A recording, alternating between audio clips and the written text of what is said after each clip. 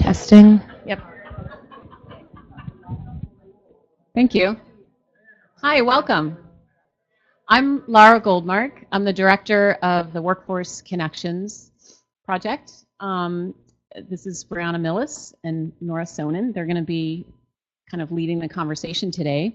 There are a couple of other people I see I just wanted to introduce. Obi Diener over here is technical advisor working on the project as well. And Rachel Bloom, who's our USAID AOTR. And I see a couple of other familiar faces. I also see some people I don't know. So when we start talking, if you can introduce yourself. We're going to share a bit of our work, but we're going to share it sort of piece by piece and welcome kind of questions or comments, each bit along the way. And we'd like to hear about your work in this area, your opinions in this area.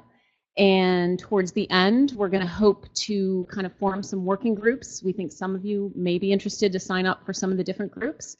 And we'll talk a little bit too about learning grants that our project can offer to support the work of the working groups. And those could be applied for individually by an organization or by a couple of organizations collaborating in the context of a working group. So we'll give a bit more information about that when we get to the working group sign up. So I'm hoping to leave that last half hour for that kind of deciding among the themes for the groups and the signing up and all that kind of stuff.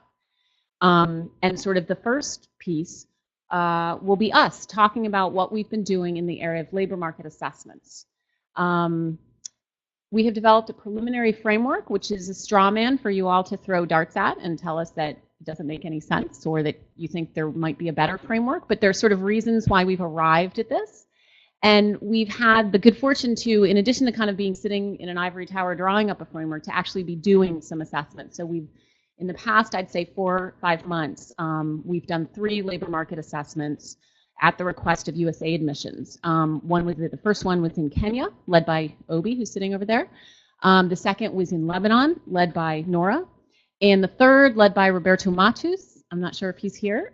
They're actually finalizing the first draft of their report right now in Zimbabwe.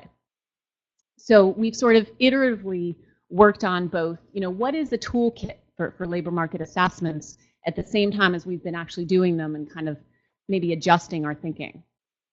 So, you're going to drive while I talk. Okay. So I'm only going to talk about the first slide, and then I'm going to sit down and have Nora and Bryanna really go through our work. Consider these sort of a little bit personal comments on the reading and reviewing of about 30 to 35 examples of labor market assessments that are out there, tools that are out there published by, let's say, the World Bank, the ILO, a lot of USAID assessments, some of the things done under EQUIP 3. There's a body of work out there. And, before we got started, the idea was we had to kind of understand what was out there. Are there gaps? What's some of the better stuff out there? What are some of the places where, there might be a need for better tools? So again, similar to our framework, this is sort of a first cut or a first few comments, and you all may have your own views and comments. Some of these are some of you will recognize some of my own personal pet peeves. We put here sort of what are some of the unsatisfying approaches. There's a whole group of assessments that start with this assumption that there's a gap, right? And they say, we're going to measure the gap. And they go out and they interview a bunch of youth or graduates about their own perceptions of their own skills. And then they go out and they interview a bunch of employers about their perceptions of those same graduates or youth and their own skills. And guess what? The opinions don't match. Therefore, there's a gap. This, to me, doesn't necessarily take the conversation in a very productive direction in terms of programming, in terms of what to do about it. We do in our framework talk about alignment, and we do believe that alignment is a place that you want to get to go. I think from the analytical perspective, I would argue that starting with measuring a gap is not maybe where you want to start. Instead, we've been looking at maybe assessing the state of supply. So what are the supply of skills and education levels in a specific target group, and then assessing demand. And we've sort of broken demand up into a couple of different modules. So that gets me, talking about demand gets me to the economic overview piece. A lot of these assessments that I've read have a very dense kind of economic section where there's like a lot of tables and a lot of figures, but it's not clear what the storyline is. It's not clear what you're supposed to take away from the economic overview. And so again, we've tried to do a little work on this. Part of this is thinking about who is the audience for one of these assessments.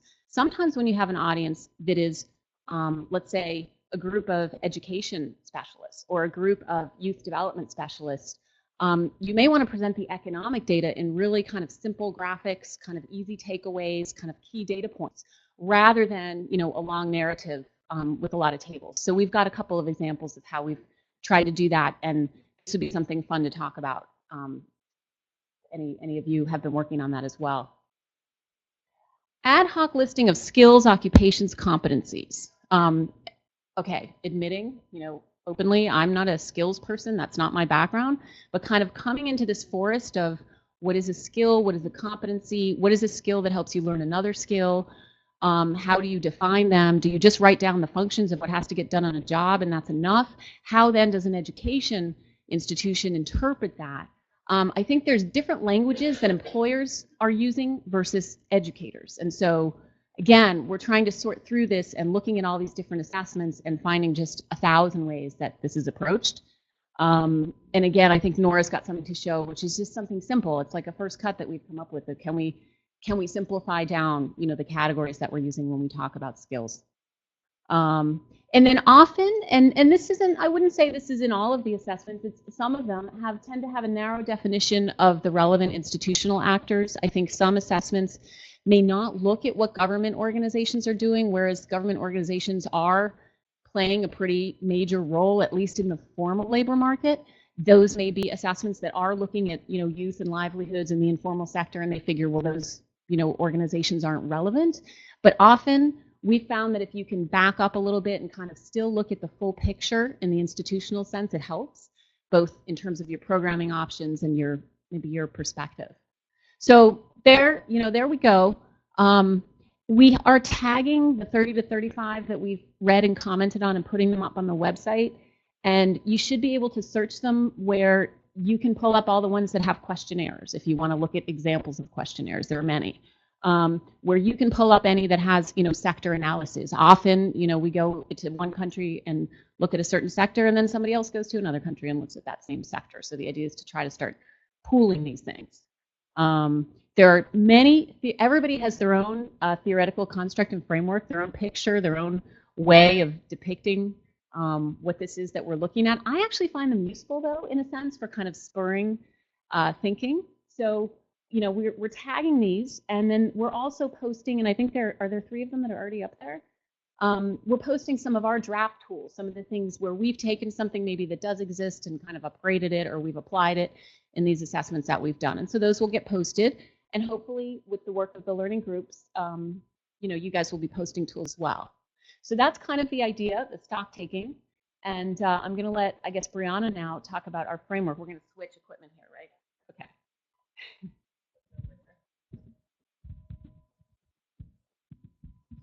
I'm going to apologize in advance for my voice. I'm coming down with a cold. I'm going to try to hold it together for the next hour and go through some of what we've been working on for the last couple of months in developing this framework for labor market assessments. We started with this idea that there are kind of core questions that need to be addressed in a labor market assessment. And then we broke them out into a series of buckets, as we're calling them, that where the questions themselves sort of get at a core point about that issue. So we have stakeholder systems, policy, economic context, demand, supply, and alignment. And each of these questions, these are things that I think are also open for discussion in terms of refining how these questions are asked. But we've tried to hone in on some of the core issues, like which sectors currently absorb labor and which are likely to see increases in employment is sort of our core issue in economic context. Whereas demand is what the skill sets are required by function in the value chain, by type of firm, by region. So these are the kinds of data that we're collecting at both sort of a secondary data collection and a primary data collection throughout the process of the labor market assessment. I think we can switch to the next one, yeah. And the structure was designed to make information more manageable in a lot of ways and understandable. As Lara mentioned, we're dealing with really varied audiences, and that was one of the core issues that we addressed as a team when we first started working on this. Who's the audience for this? Who's consuming this information? Is it USAID missions? Is it country governments? Is it implementers? And it's everybody, in a sense. So with that kind of wide scope, we really need to speak languages that all of these audiences are going to understand and present our information like complex, economic analysis in a way that is usable. So we're focusing on taking to some. My original vision for some of this was taking, a 300-page World Bank report and distilling it in some senses into a set of slides, a set of data that can be manipulated and interpreted and consumed by a wide variety of people. And that actually directly gets to the country dashboard tool, which I'll talk about in a minute. For each of the sets of buckets, we came up with a series of tools that address those questions. Some of these were developed by team members. Some of these are tools that we're collecting from across the landscape of implementers and donors who are working in this area. And so I think we've highlighted a couple for each of our buckets, but as we move forward, we will be able to include tools that you're working on or that you're familiar with that may not be addressed in this. Excuse me. In this framework so far. So the next one. Sorry.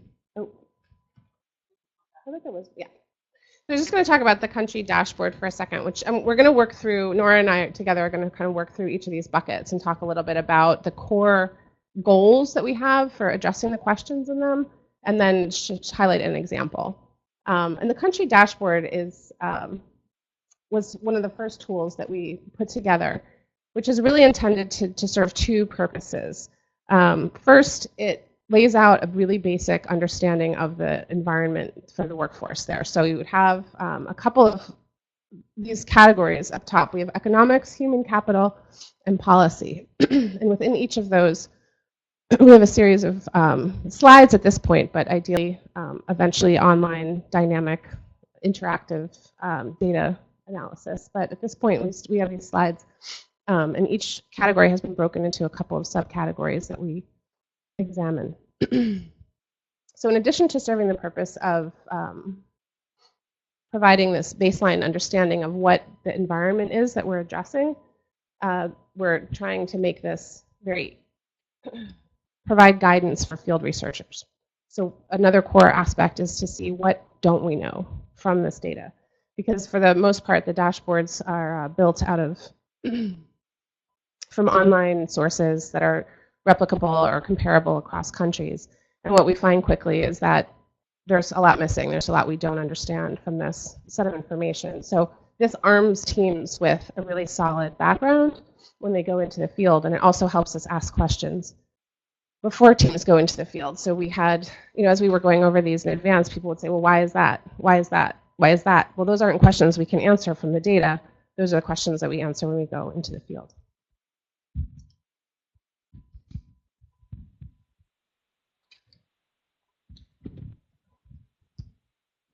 The policy tool at this point is I think pretty simple, but really important, because this is one area that, depending on the composition of research teams, often gets left out or incompletely addressed. One of the things we were finding is that a lot of times people look into education policy or labor policy, but they're not looking at the broader macroeconomic policy, for example, trade and investment policy, or structural factors that are really influencing the actual creation of jobs.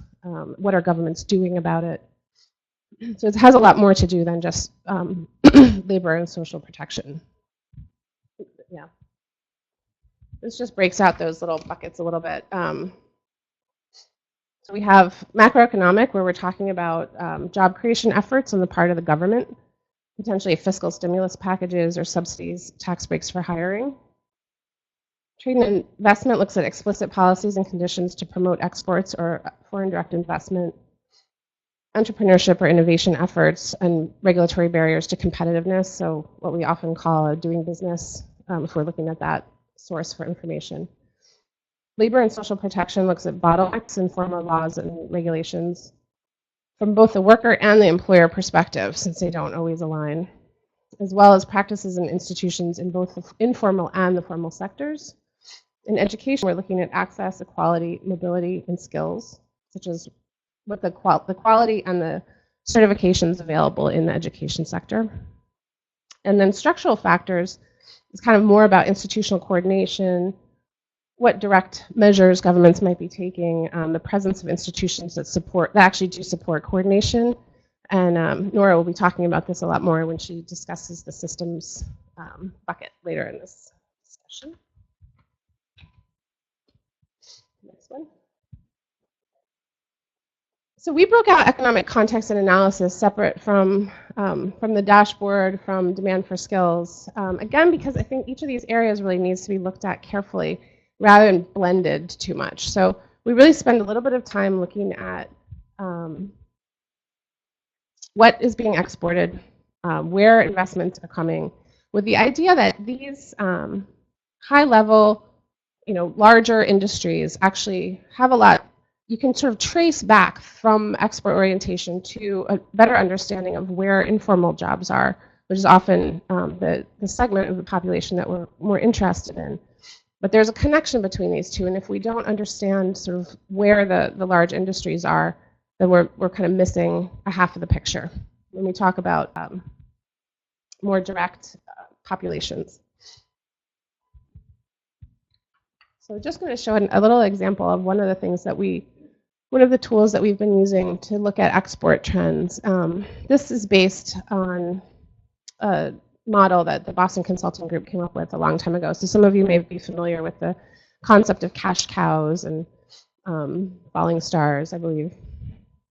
And so this is a relatively quick and easy analysis that you can do that shows where a country is performing well, i.e. gaining market share in growing markets, losing market share in growing markets, and vice versa. Here's where the markets are falling. And so some things emerge, especially if you look at the data at sort of a more disaggregated level, like 4-digit harmonized system code. You start to get into a little bit more detail about what exactly it is that's performing well. And you can do this type of analysis for a couple of different types of markets. So in this case, we looked at the world market, but we could look at direct trade partners of Kenya in this case as well.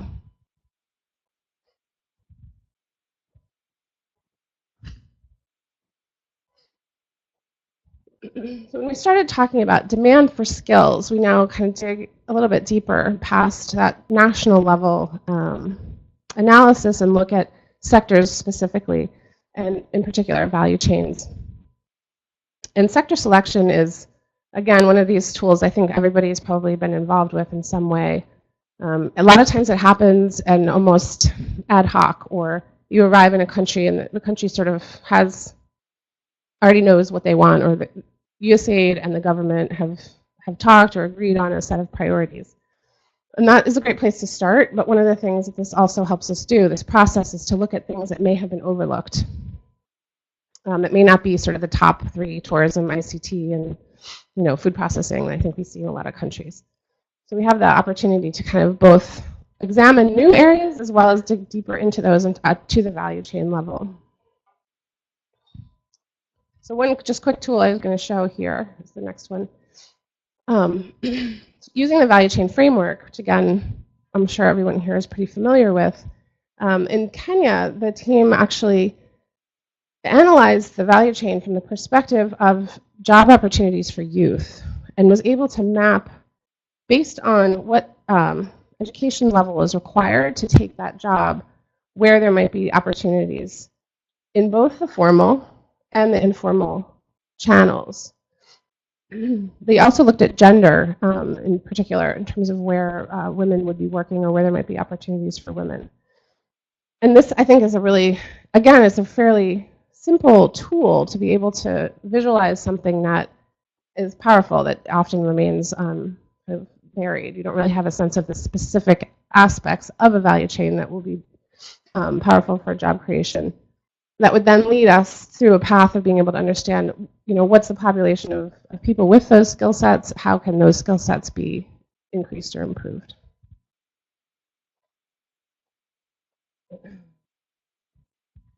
I think I'm handing it over to Nora to talk about supply of skills.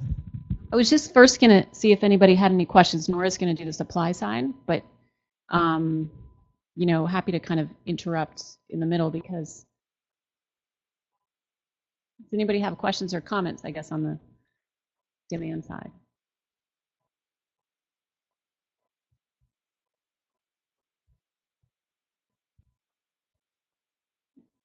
Here you go. Do you want me to drive?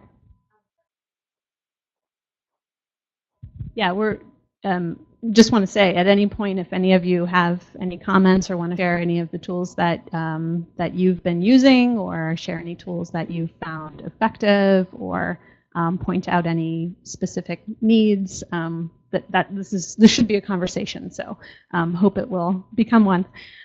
So thanks, Bryanna. Again, I'm Eleanor or Nora Sohnen, either one works. I'm a workforce specialist with the project, and I'm going to talk a little bit about the next couple of buckets, starting with supply of skills.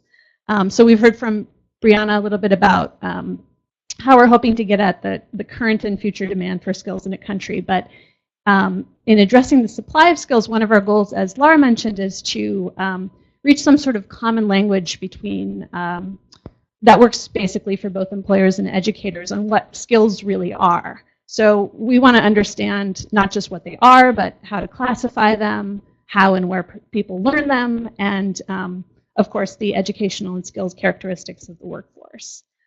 So this next image it represents, as Lara mentioned, some of our preliminary thinking about how we categorize skills.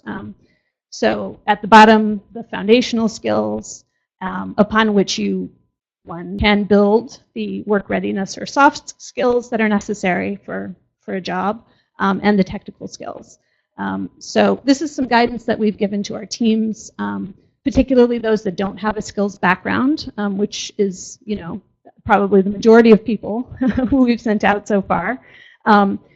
And we think it can be pretty useful. We are sure that you all have your own ideas about about the words and the terminology that we use. So we'd love to hear your comments on this, keeping in mind that, of course, it's preliminary, it's a work in progress. So next, but let me just pause here if there are any comments right now or thoughts on this, or if anybody wants to share about how they're categorizing types of skills.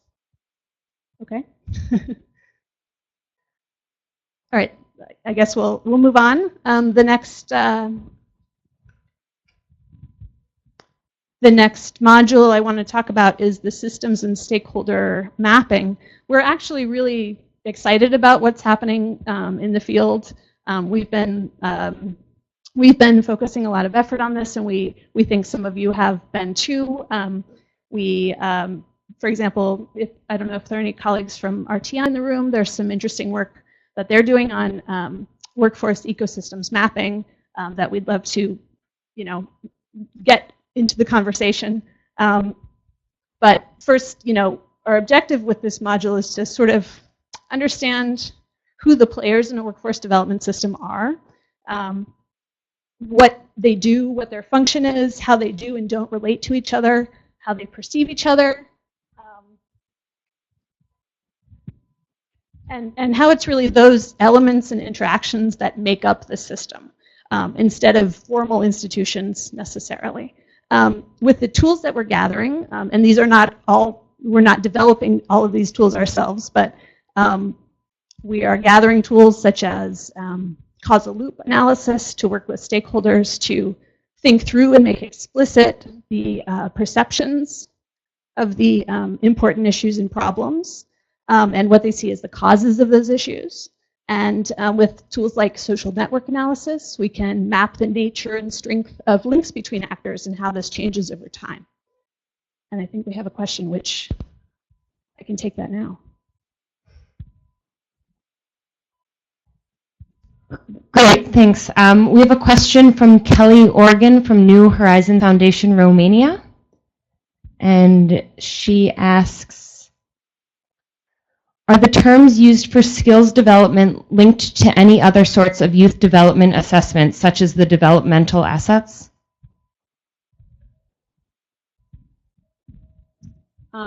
Should I flip back just to that? So this, where we talk about soft skills, and there's been actually debate about whether to call these work readiness or soft skills. This is based on some research that OBI has been working on with Child Trends, our partner. And they have drawn extensively from the work that Search had done and the positive development that youth assets. So yes, that is, I would say, is sort of heavily influencing the soft skills piece. The other two pieces have different sources. If I remember correctly, the sort of categories we use for foundational skills came from our education team, and our technical skills categories come from a variety of sources. For example, you know, typically the UK and other sort of Anglo-Saxon systems will tend to list occupations, right? That's sort of a traditional historic way of dividing up technical skills. There's kind of a movement afoot these days in some of the Nordic countries, in the BIB Institute in Germany for skills, and also a little bit randomly, the Western Grocers Association in the United States have started to think about industry processes instead of occupations or tasks. And what we found interesting about this is that when we looked at a couple of them, we looked at one for food handling, and it was like 5 sentences. They were very simple, and within those sentences, you could see something being applicable to kind of top quality export, you know, formal company, and yet being applicable to the kiosk down the street. So the idea of a skills framework that could be flexible enough to be portable or be valuable for youth who may be in a variety of different places of employment, but would give them kind of the basics around certain industry processes, we found powerful. This is, you know, it would still take some time to actually get there. These are not being used that we've seen in such a context. Like, they're not being used to train youth that are going into the informal sector. We just saw the possibility of it, and it's one of the things that we thought might be worth looking into. Looks like, Stacy, do you have a question? So the one that we looked at the most closely was food handling, and there were 5, I would have to pull it out to actually remind myself of the detail, but there were 5 steps, and it's about hygiene and safety and efficiency, and they're actually both technical and soft skills kind of embedded. There was, you know, this was from the BIB Institute in Germany, and they did kind of a process engineering, right? And so they came up with these very tight 5 sentences that include, you know, kind of what you need to make sure you're doing. So that would, you know, food handling would be one where that may span across a couple of different actual jobs depending on how your company's organized. But it's, you know, how the food needs to be taken care of, let's say. And I'll say that the BIB Institute has a number of processes, most of the materials in German, but they've translated a lot of the processes into English, and that's searchable on their website. So if you're interested to see how that's how they do that, they have probably a couple of dozen of them written up in English. So I have one more follow-up question from Dr. Ann Gennon, asking for clarification. Are basic skills life skills in the proposed framework, or are life skills and soft skills individually differentiated and spread out among work readiness skills and foundational skills? I'm looking at Obi because I think this merits a larger conversation, and I don't know that I could be able to categorically answer that. We have done, I would want to refer you to our sort of soft skills research, and Obi has done a little bit of deconstructing of some of the soft skills where he looks at what are the sources and the origins of these. And so the answer to that question about are they basic versus are they basic and are we calling them life skills versus are they soft skills, we'd have to unpack one by one those skills. And what we're working on with the soft skills research is exactly moving towards a little bit of clarity so that everybody sort of understands what we're calling things. One of the reasons that people call things different things is because they come from a different discipline. So one of the things that Obi mapped out that was really interesting is that educators will use the term non-cognitive. Whereas psychologists, and who have identified, for example, the big 5 personality factors, will call something related to their field. And then you have neuroscience, and they'll talk about the executive function. And it so happens a lot of what employers want is all related to the executive function. So sometimes tracing back, and we have these 6 terms up here, which are preliminary, and there's like a map of 19 other terms that matches with each one, right? So if you interview an employer, and they're not going to tell you social competence, they're going to tell you something else that's a more sort of plain English kind of word. But the idea is to have kind of a map of words that all we've kind of agreed all mean more or less something similar. And so to answer the question, just to go back to the question about the difference between, let's say, basic and life versus work readiness, I think we're going to have to complete that mapping process to kind of get to that answer. And that is another sort of work stream that we have. It could be something that if we decide to have a learning group on skills that, that people would want to investigate and work with us, and we could share whatever we've come up with so far, but this is not, it's not only for us to answer. I think there's got to kind of be some consensus. Well, for those who don't know, could you just explain really quickly what the Life Skills Initiative is all about? Do you want to do that, Obi? Just so they know the background behind it. Yeah. And for the sake of our webinar participants, if we could try to use Mike for questions on the audience, that'd be greatly appreciated. Okay. Yes, so over the past year, we've been working on a separate work stream in partnership with Child Trends, which is based here in Bethesda, Maryland, on identifying a core set of, whether you call them soft skills, non-cognitive skills, but it's related to that, or work readiness skills. It's that category we're talking about. And so what has been done to date has been an extensive literature review of the empirical evidence, but also employer surveys, evaluation literature, over 400 pieces, I think, in total. And accompanying that with a series of consultative focus groups and interviews with academics and practitioners working in the field to kind of validate the conceptual framework. So where we are right now is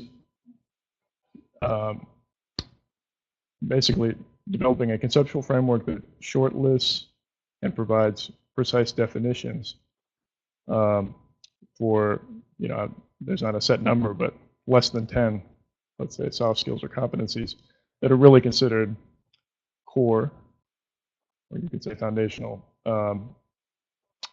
to success, and are, relevant across international development contexts, and are malleable among youth, let's say ages 15 to 29. So that's kind of the criteria we've been working with. The idea is to illuminate in the future both the thinking behind interventions to develop such skills, as well as measurement approaches. And what else should I say? We have, so Child Trends is currently in the process of developing a white paper that's going to put forward a framework for discussion and validation.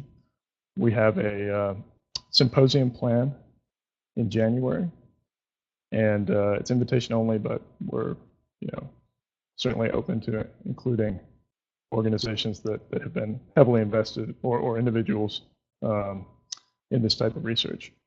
So please contact us for further information. I think more details are on the website. I think that's it in a nutshell, and I'm happy to answer any follow-up questions about that.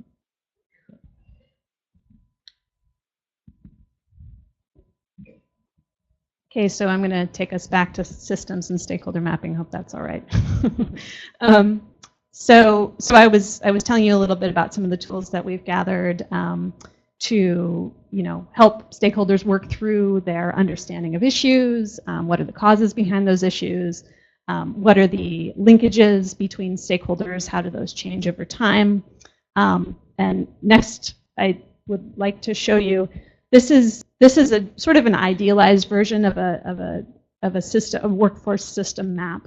So what we're using this for, basically, is to put into the hands of assessment teams. Now, not every system is going to look like this, but as they build their own map of what the system in their country looks like, and they see which players are and aren't there, and begin to talk to those stakeholders about their relationships to other stakeholders, their functions, what they, their mission as opposed to what they actually do, and how they see how they see and interact with the other players in such a system. It helps us to sort of begin to pinpoint breakdowns and failures of information, of collaboration, and resource flows that are really leading to system dysfunction. So here, in addition to the usual suspects, the public sector, private sector, workforce, and educational institutions, in the middle we have all of these intermediaries.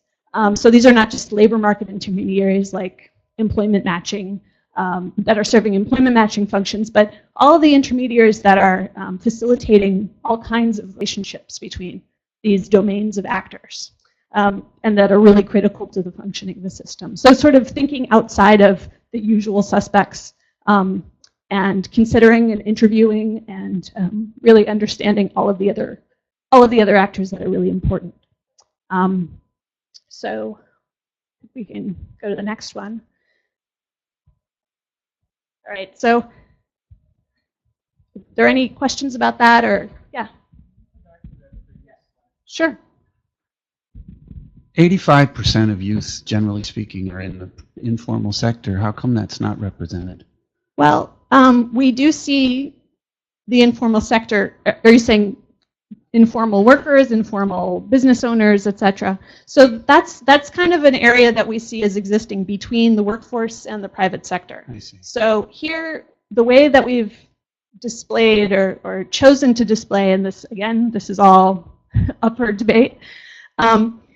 Within the private sector, we think one of the more important considerations is really whether businesses have formal human resources development strategies, recruitment, formal training plans. So when we draw the pyramid of the private sector here, we're not looking at the same things exactly. We're not saying multinational companies and large formal domestic firms at the top and smaller SMEs, either formal or informal, at the bottom, but it's really what's their human resources development strategy. So we see the informal sector as existing here. It's also here. It's the workforce. I'm sorry. The private sector is not the informal sector. It can exist in the private sector, can it? You said the informal sector is existing partly in the private sector. Is that true? Is that your definition? Yes. I mean, we include informal as part of the private sector. Okay. Yeah. So that's a gray area. That's not. Sure. I think it's the question, and I'll give you an example where in Senegal, for example, as a follow-on and sort of a legacy of an FHI education project there's something called the Senegal Private Business Foundation, and they have representatives both from formal companies and from the informal sector. So I think you can find instances where you're actually talking to the private sector and you're actually able to talk to some sort of a representative of the informal sector. Remember, this is stylized. This is kind of like if you want to look at a housing development, you want to look at the original plans. This is perhaps how a government thinks about this labor market, but it helps us understand the breakdown. If you start drawing a bunch of dots out here and say, well, there are people who are self-employed, or this is, as you just said, this is 90% of the population. Well, then no wonder these mechanisms are not actually working to translate demand, to supply. Or in the education system, if you say, here are all these youth, and actually they never completed, they never went beyond primary, then no wonder it's not working. But the idea, I think, was to be able to take a step back and look at the original structures that are in countries that often have funding and are supposed to be playing this function. So I guess my only comment, if I can add, is that if the informal sector is 85–90% of a workforce for youth, and that, the statistics are very clear, and Africa, for example, 90% of all new jobs are going to be in the informal sector. It's not represented. Right. And so if this is a mapping of economic opportunity for youth, and it's not represented, then I see that this connects to what the government sees. But then there's a very, very serious environment that's going on in the informal sector, which is illegal, and a whole different apparatus of the government is operating in that sector, and that's the biggest by far in most developing countries.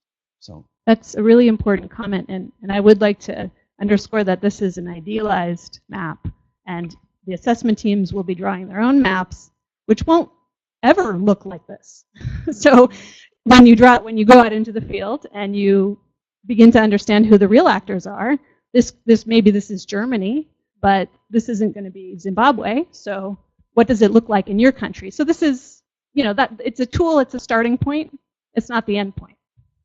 Yeah. Yeah, I just want to make a comment about the skills matching process in countries, because I think there's as much attention played to demand for skills and supply of skills, like there's some invisible hand that actually does this matching. But that's why these intermediaries are so important. And it's not just, as Nora was saying, an employment agency, it's all the relationships of these associations and institutional environment and basically governance agencies that have oversight. And so this framework really shows this middle part of this system, which has proven in almost every country that's gone through reform of their skills development systems to be a critical part. Many of these intermediaries are funded with soft money and are underfunded in all countries, developed or developing. So I really think this framework, in terms of trying to articulate what the visible market hand with skills matching, is really good.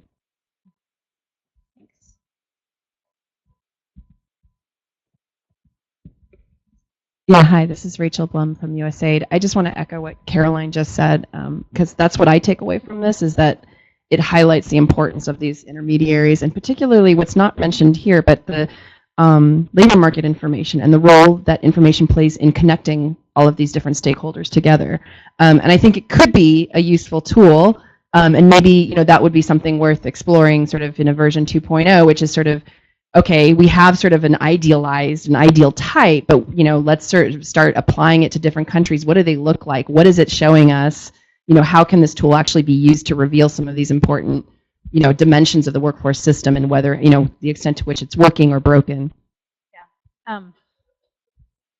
It reminds me of something, which is in a country where we did a regulatory mapping. We did what was called the adoption circuit for what laws had to go through to actually get passed, and then we drew the informal adoption circuit, who you actually had to call, and how you actually had to negotiate it. And the formal and the informal may look different, and it may be worth completely scrapping this and starting with a white page and mapping how the informal market's working. I would go back to the point that we want to. If you're thinking about an intervention that goes beyond perhaps working with a very specific small group of youth, and you are thinking about changing how the dynamics work and how information flows, you want to look at what these structures are. And are any of them actually catering to those groups? Are they capable of it? There are youth and advocacy groups over here, which I assume are, civil society organizations. So I would argue that you want to look at it, but I would also say let's do one of these informal pictures and see what that looks like. I bet you there are some patterns that are going to repeat from country to country as well. Yeah, another question. Yeah, I have one more question from the webinar from GWG Initiative. How do you see labor market assessment in Africa? That's a really big question. You want to answer that one? I'm like the default. Okay. So I think the lesson I've learned from reviewing a lot of what's out there in Africa is segment, segment, segment. So segment your groups of youth, because there are so many that may be outside of formal systems, so you really need to understand who you're talking about. something I've learned from Rachel as well, know your target group, so segment. In Africa, on the demand side, looking at industries, something that we've begun to do and that I think will be fruitful to continue to look at is the connection between formal and informal sectors. So example, in Kenya, we looked at the milk sector, which is booming, both the formal kind of pasteurized milk, as well as historically a large traditional kind of informal milk trading sector. And that map that we showed entry points in both. There are informal sectors that, as we know, are cyclical and those that are counter-cyclical. So there are those that will grow when certain parts of the economy grows, and there are those that are more of a social safety net that will grow when there are sort of crashes, right? When certain parts of the economy falls apart. Another example would be in Zimbabwe, where it was very interesting because we kind of had to stop looking at the statistics because the numbers weren't that reliable and start to use our sense of pattern recognition. So we had, in Zimbabwe, you had these vertically integrated commercial agricultural chains that were exporting and very sophisticated. And then due to a number of political and social and economic events, they were fragmented. And then you have these fragmented actors. And you start to see now the reconstruction of certain pieces in certain sectors, in the banana producers and in some of the meat producers, and how they've reconfigured that to re-achieve certain economies of scale, but it's a bunch of smaller actors working together. So, segment on the youth side, and then on the industry side, I don't think that because there's large informal economy, you don't look at the formal economy. I think you need to look at it, but it's making those linkages then into the informal. And we haven't, there's some great studies on sort of pieces that we've been inspired by in the African context. But I guess part of the way we see our job and your job with us is to put those pieces together and to really come up with the best, most complete framework. And one last thing, and Rachel and her colleagues at USAID have drilled this into our head. Sometimes data geeks and assessors like to go out and do a mega assessment and, we want to look at everything in the country. And sometimes the client is looking for that and wants to have a national perspective. But there are times when it may make sense to actually be drilling down into one sector, into one geographic area, into one segment of youth. And we found less kind of specific tools and examples around those types of assessment, and there was actually somebody who had written to me about this from EDC who said, there's a lot out there in terms of labor market assessments, but not as much when you want to get local or you want to get specific. So also something for us to all keep in mind. I'm going to move on. No, there's no. I have one more. Okay. From USAID Education,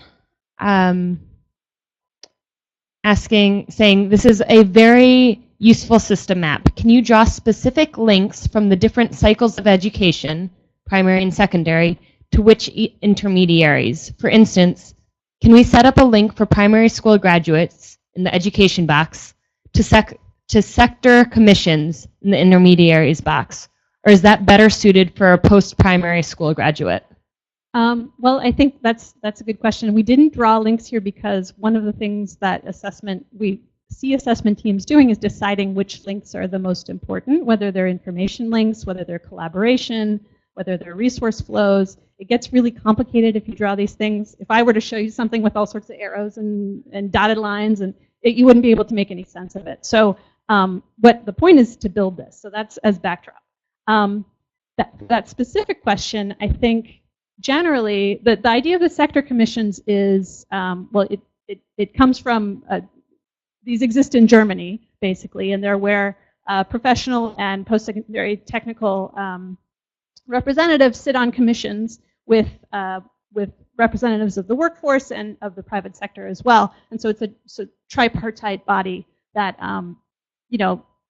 meets on a very regular basis to look at needs, skills needs in the sector, and decide how to adapt curricula, how to adapt resource flows in order to meet those needs. So that's where this idea comes from. Again, this doesn't exist in most places. So to link that to the primary level is a step we haven't considered yet, but it could be something that a link that one might want to draw. We haven't done the thinking and the conceptualizing of what that would look like yet. But that's a good question. Any other? No? Okay. So the last bucket we're calling alignment. this is sort of where everything comes together. You know, where we're synthesizing all the analysis we've produced and taking all the data analysis we've gathered in all of these, from all of these other steps, bringing it all together.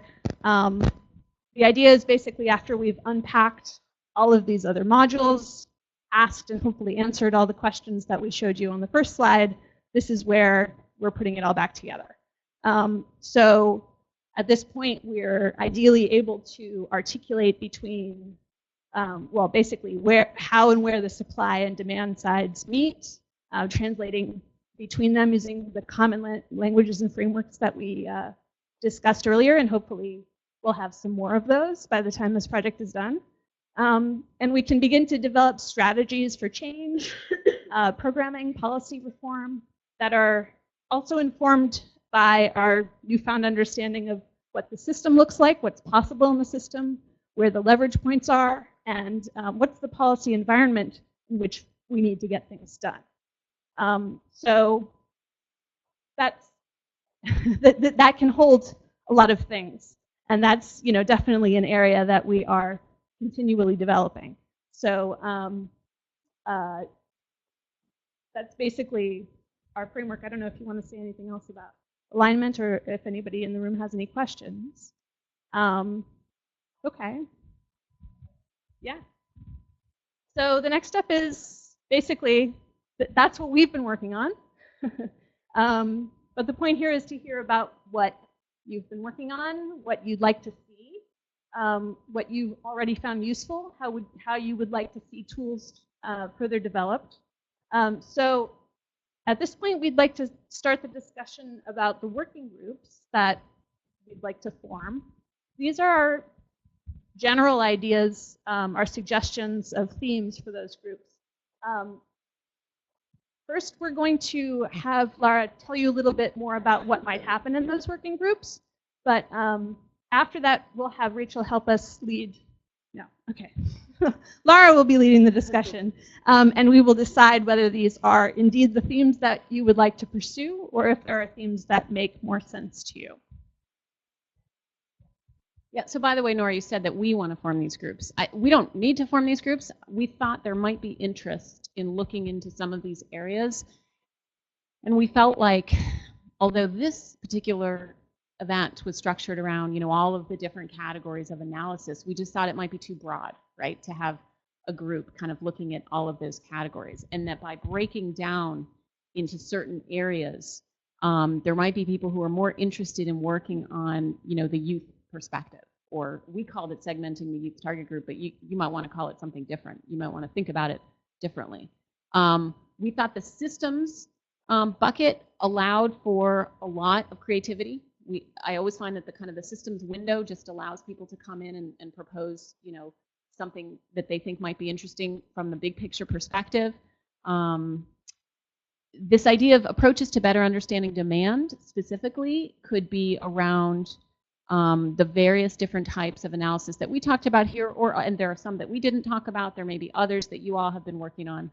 I think we would all agree that's kind of a high priority in general for the field. And then this idea of assessing skill levels, which can, again, be configured in a variety of different ways. So there's one option is to kind of stay with the headings and talk about how, you know, you all might want to configure those for your own interests. And another is to just scrap some of these, which we're totally open to. And for webinar participants, I mean, we are taking some questions, but there's also will be a follow-up email sent out to anybody who signed up. And so anybody can sign up for these working groups, even if you're not located in Washington. The idea was to have them meet once a month. You can decide with your working group that you don't need to meet once a month and you want to meet every 3 months. I mean, it's, you know, we have a posting up right now, which will be slightly edited, but is content is basically there. It's a call for concept papers. So these would be concept papers to develop new tools, to refine existing tools, to do research into some of these areas around analysis of labor market, and skills. There's a sort of a soft skills piece there too, if it's of interest. We will review those concept papers, and then a pre-selection will be made, and then full grant proposals would be requested of I guess, finalists from the concept papers, and that will be kind of a rolling process over the next few months. There's one back here, and then you, Rachel, sorry.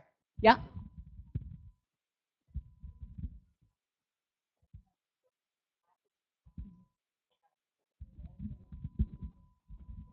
I'm just wondering if there's any interest in developing a working group around women's economic participation and some of the obstacles and opportunities related to that.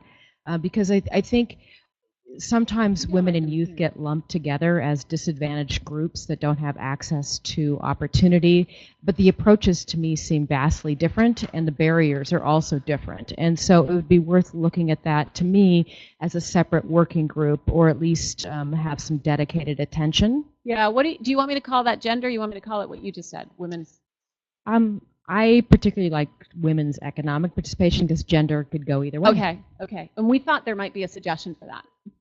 There's an other, but nobody can see it. So I'm going to make demand shorter, and we're going to write it here. Rachel, you had a comment? Okay. Okay, yeah, Bama, Threya, USAID. I actually just want to encourage us to expand from the previous comment on women. One thing that occurred to me looking at this list, if you've got approaches to demand, but you don't have approaches to better understanding supply, right? And I think, this is particularly true when we talk about women.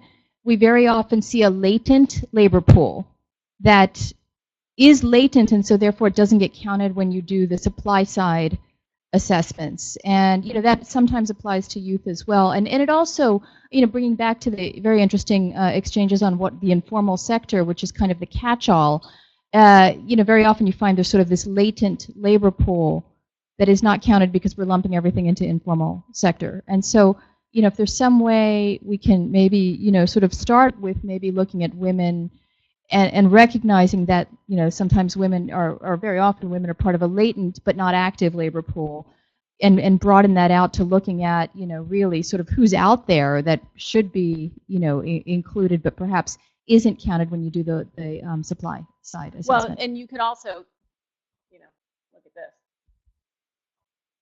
So there's a couple of different places that could go, Bama, but thank you. So we've noted that.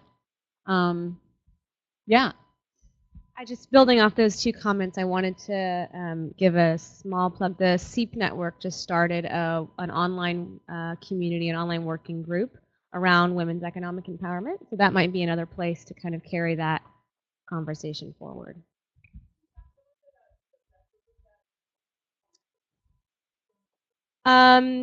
It's not something I am directly involved in. I know it's a collaboration between the LEO project, run out of the MPEP office, and the SEEP network.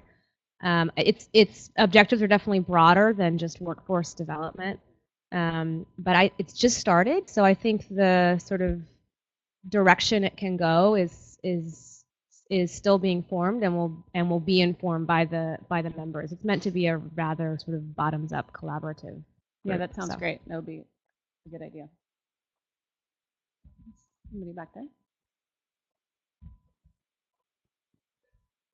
Hi, I'm Vicki Walker from Windrock. I'm interested in, this may come under the segmenting the youth target group.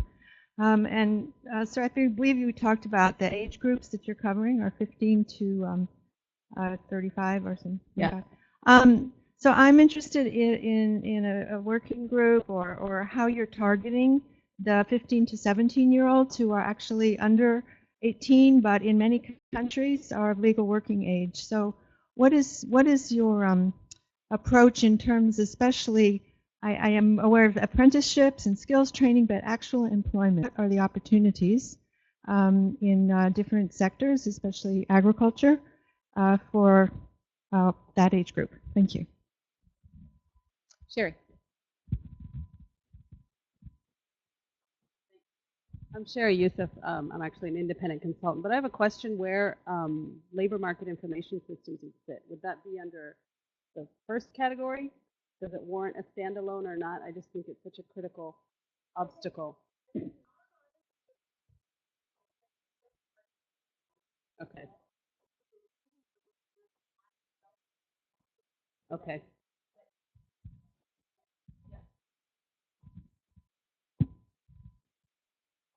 Any other suggestions? Anybody want to scratch any categories?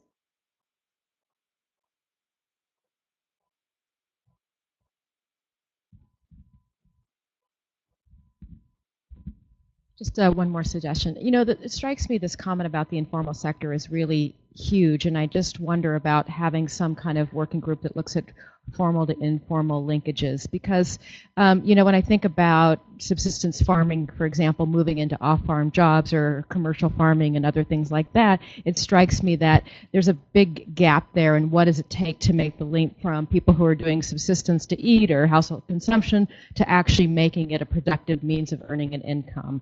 And I'd like to see something like that. I think you're absolutely right. It's a huge gap and such a challenge in terms of data, and would be a really nice area. I mean, one of the advantages of these working groups and having the luxury of being in Washington and being able to communicate with people all around the globe is to gather information about who has made any headway on this.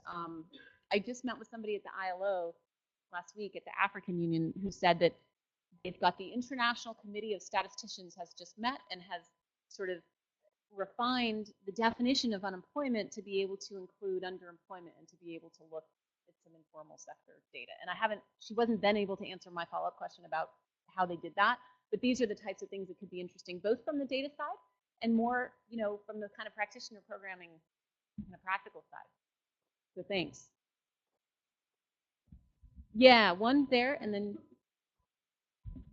Hi, Ami Tucker with RTI, and I think this is a very helpful discussion. I would reiterate the need to de-emphasize ideal systems and focus on realities in terms of informal labor markets, and not only, I think what this woman just mentioned, but the fact that most young people are going into small micro enterprises and sort of what that impact has. I don't know if much discussion has been had about the needs and sort of how we would use labor market assessments at a program level to engage that more vulnerable group of young people as well. I'm putting them under here. Yeah, and so I think this is a wonderful discussion, and you know, Lara, you talked about the fact that to drill down, we've got a lot of labor market assessments that the ILO, the World Bank does, enterprise surveys, but what would be most helpful for practitioners and implementers on the ground before they're starting the programs as well as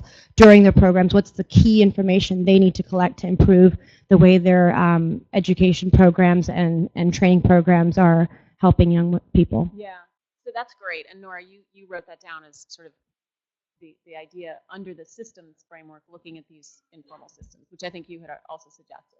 Rachel, did you want to make your comment? Hi, Rachel Blum again from USA. I just wanted to give a little bit of context too in terms of sort of why this is interesting to USAID. So I'm the AOR for the project, but I am not the only person at USAID involved in this. So I just also want to give a shout out right now to Kristen Oplanik in MPEP and Anastasia DeSanto, who've been working with us. Recently, Kevin Fath from the Bureau for Food Security came to one of the presentations that FHI gave on the Zimbabwe assessment. You know, Claire Cohen, you're also interested in this stuff with some of the work that you're doing. I'm not sure if she's still here.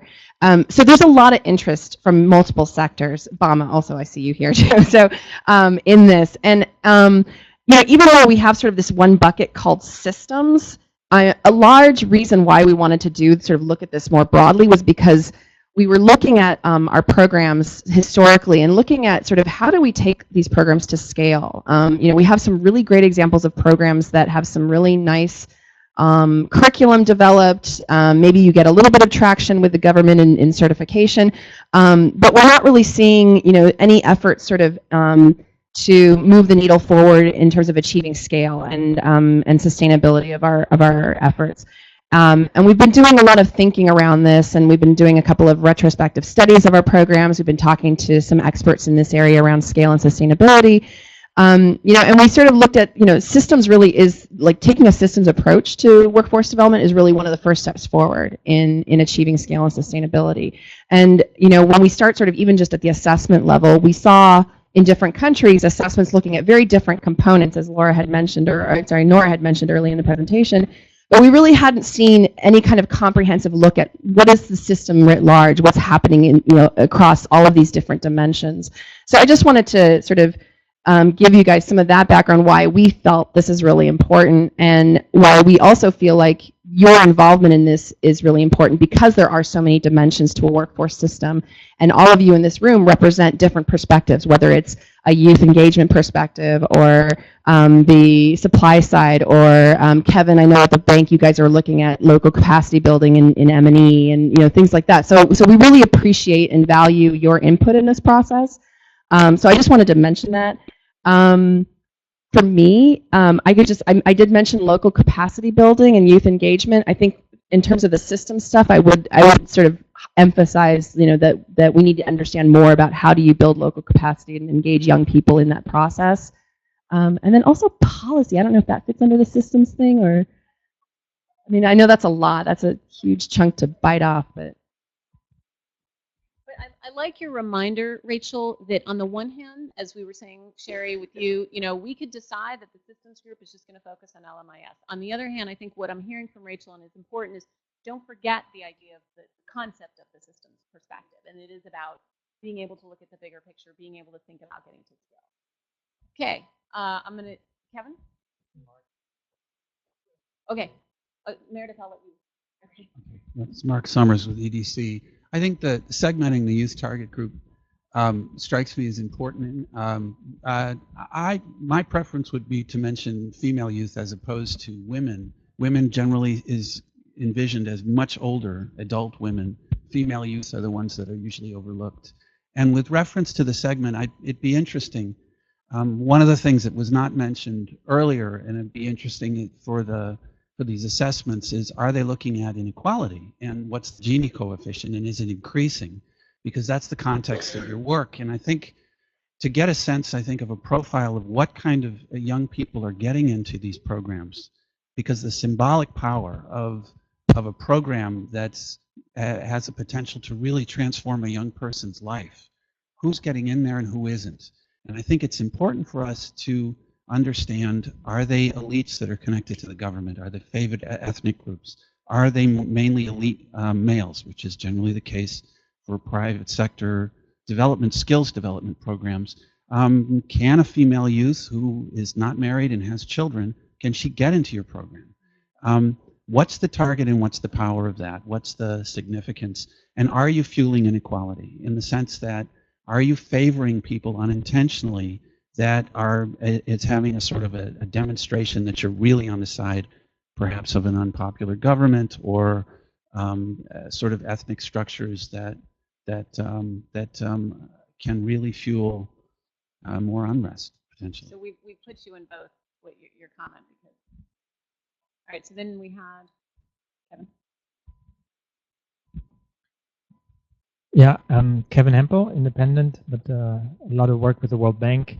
I would like us to encourage as well the point, it feeds a bit off the capacity building, but as to what's the operationalization of assessments, right? I mean, we're thinking conceptually a lot, and I think there's some sort of implied, we'll do an assessment and then we know, which I think is very limited, because this is really a dynamic process, and it's like anything else. Knowledge isn't just, you have a paper and then everyone follows it, right? I mean, the process is what matters, and stakeholders won't use any of that if they haven't been part of it. So the question really, as Nora, you mentioned the commissions in Germany, and so what's the process really to do those assessments, to get to that information, right? So, and I think then that goes back also to the question of, is it national, is it regional, local? For instance, I've done some capacity building in Togo, which was exactly around that. On a city level, how do you understand some of the labor market dynamics, given that there's no labor market information system as a country? What do you do? Who do you involve? Who do you ask? And then, how do you use that information pragmatically for, there's a few training institutes that are there, for the employment office that's there, et cetera. So I think that process is something really important, because, otherwise it's too static and people aren't part of it. And as a result, your information is really not going anywhere. Yeah. Thank you. I think that is an excellent suggestion. Okay, we have another. There was somebody back there in front of Roberta. Okay. I have a comment here from Ann Gennon, a suggestion of a working group on skills definition and skills categorization. But then she also kind of was posing the question as to whether we should instead link it to the working group on assessing skill levels. So skills definition, skills categorization, or is that most appropriately positioned in assessing skill levels? I think that was what we just as with the LMIS, we had imagined that some people might want to focus the assessing skill levels or redefine it to talk about categories of skills. So you got that.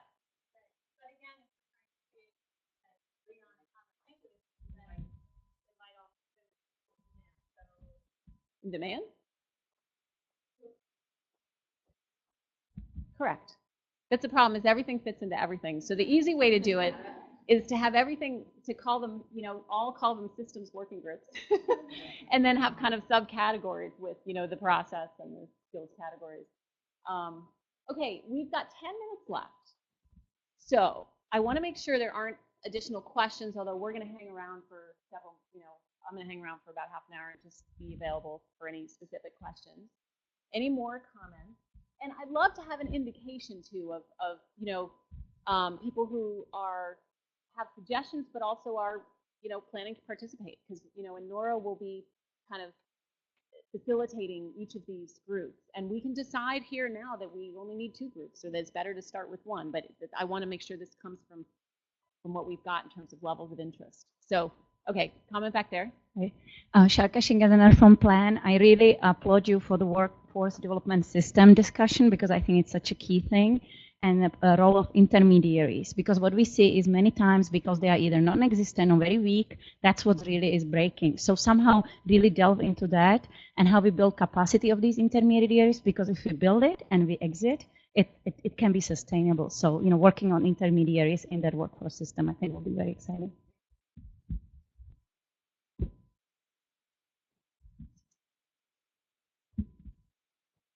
Good morning, Kevin Fath from the Bureau for Food Security at USAID. I would express interest in the working groups, just to let you know that. But certainly, if coming from the Bureau for Food Security, I would want to think about urban versus rural youth, because I think they're different in important ways. I think the systems that serve them are going to be structured differently. So yeah, I would probably nest that under segmentation, but also maybe the workforce development systems. Thank you. Very, very important point.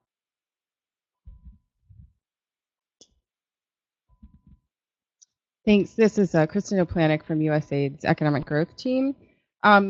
On approaches to better understand demand, since that's really my area, I think that a key part of that is not only us understanding the demand, but how to then, once that information is available, make sure that all the relevant stakeholders have it, including the youth themselves. And I think that's and maybe, like you said, it all bleeds into everything, so that touches your systems as well. But making sure that understanding and that it can stay current, as somebody mentioned, these are very dynamic systems. Right, it's not a one-time snapshot. Right, and so especially with our projects, 2-3 years later, once it actually gets on the ground, where are we now, and how can we continue to keep abreast of how that demand evolves, which sometimes can take some very sharp shifts very quickly. Thanks, Kristen. And I did want to mention that each of as part of our own project's commitment to youth engagement, each of our labor market assessments had a youth participant, and the participants in Kenya and Zimbabwe were especially sharp and incredible. And you can imagine a continuation. We haven't really discussed this with the missions, but you can imagine a continuation of what we did, where we went in and looked, let's say, at livestock and made that map. You can imagine, let's say, Jackie Corral, who worked with us in Kenya as a part of, she was selected by MEDA. So MEDA was a subcontractor to us on that. She, you can imagine her organizing and training and us working with her, a group of youth, to continue that process. Similar to, I think, some of the work EDC had done in Liberia with a youth, livelihoods assessment, but there's so much scope for sort of continuing this work and not just having it be a one-time snapshot. So I do appreciate that suggestion. Yeah. Note here from EBRD, suggestion on the working groups: approaches to better understand the transition from school to work, as well as skills mismatch, and how these areas or indicators can be better assessed, and a working group on supporting policies would also be interesting. Thank you. So we're noting those under the systems. So should we, I kind of feel like, I guess a couple of people have expressed their interest. We have sign-up sheets.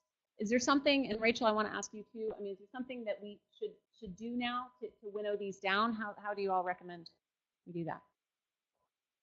Should we kind of write them up and send, I mean, how are we going to, that's, I mean, on the one hand, I sort of feel like if we have interested working group leaders, let's say, or even you don't have to say that you're a leader, but a participant, then, you know, we can select a couple of them.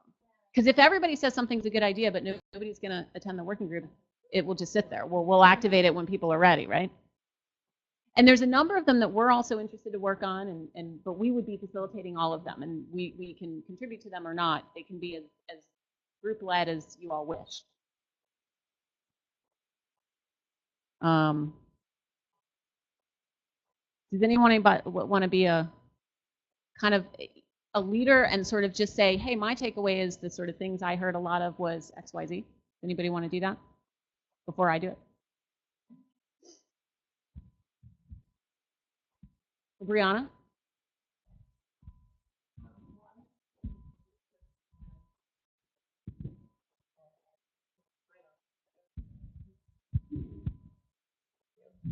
I think this idea of the formal to informal linkages for me is essential, because it's something that we definitely talk about, and you know, I highlighted that point when we're looking at available data.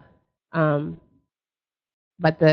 once on the ground, that you kind of wind up with some struggles in terms of what the kind of data you can collect, how qualitative, how representative is it actually, and really understanding the degree to which you might be able to strengthen formal to informal linkages. Mm-hmm.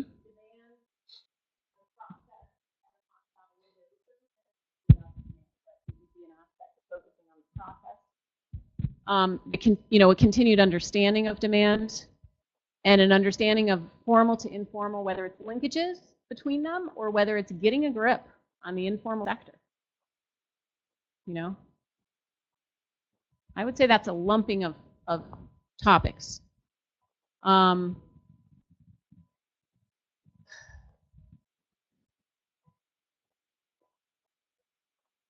going to say this. I'm going to say that the systems group exists and it's got to meet, and then the group members are going to have to figure out how they want to concentrate. What do you all think about that? There's sort of enough interest and enough topics that can go into that. So systems is in. Check. So I'd like to get a sense for skill levels. There are a lot of questions on the skill issues, and there seems to be interest, but is this where people want to focus their time? Or do we leave this, you know, there is a soft skills research undertaking. It's something that will continue to be looked at. Is there somebody here that thinks skill levels, either online or in the room, that thinks skill levels has to be a group?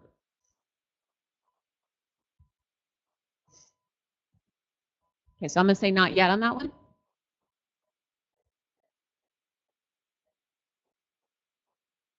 I mean, this again, Kevin, could go into what you were talking about what's the process for the assessment and how are you using skills frameworks. Okay, segmenting youth or female youth or women target group. There seems to be energy around that one. And we've got urban versus rural. Do you think there's agreement? And I think we even had at least one person from USAID, which is good. When we have interest from USAID, I think that that kind of helps cement some of the interest that we may have from other members. So we're going to say that one exists.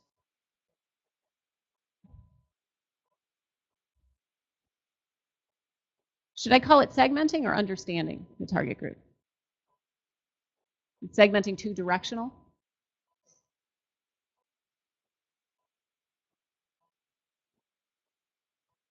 Okay, I think I only have 3. Does somebody see something that we've missed? I think we've tried to actually catch everything in those 3. It might be better to have less is more. Is there a comment back there? No? All right, does anybody else have any closing? Yeah, just some housekeeping, right? So we want to get some dates on the calendar for these groups right away before we before we lose you to the holidays, basically. The learning grant proposals would be due. There will be a period for questions that ends on December 15th, and then they'll be due on the 9th, I think, of January. So we want to get you guys meeting before the question period closes. So I think we're going to try and have the systems meeting on December 2nd, which is very soon. So we're going to get out the info to you very soon after this meeting about how you can participate in that and how those of you who are not in DC can be involved. What else we had? Segmenting the target group. I think we're going to try for Friday, December 5th on that one. And then for the final one, demand. Okay, Thursday, December 11th for that one. So we are going to send all this info to you guys so you can sign up and know what to do. Thanks all of you for participating. Obviously, we've covered a lot of ground, but there's more online. So we hope you'll check out our website at www.wfconnections.org. If you should have the call for proposals in your hand, but we're going to be modifying it as well and sharing that with you online.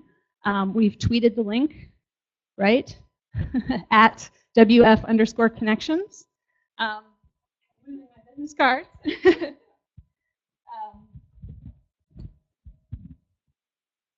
And I think that kind of covers what we have for you today. I don't know if Lara wants to wrap up. No. Thanks for coming, and we're going to hang out for a little bit and would love to chat.